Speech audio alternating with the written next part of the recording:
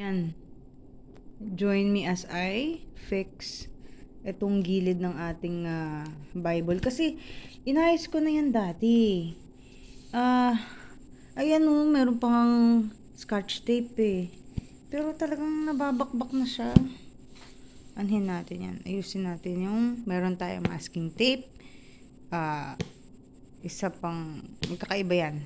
Scotch tape na 3 piraso. Ayan ang ating NIV ko to. Kasi ito yung pinakamadaling basahin. Pinaka naintindihan ko. Ayan, ayusin natin yan. Ayan, ganyan na siya sa likod. Ganyan yung tsura niya sa likod. Ngayon, ating papache. Alright. How will we do this? Hindi ko inisip. Isa lang ang kamay ko if I'm recording this with my one hand, diba? Okay. Okay. E di, popost ko siya while I fix it. Yeah, di ko naman naisip yun. Okay.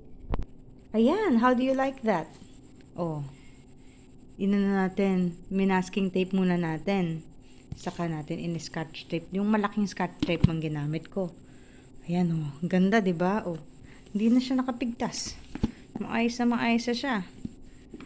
Ayan oh. Oh. Madaling buksan. Meron tayong mga plugs dyan, etc. Ayan. Okay na yan. Very nice.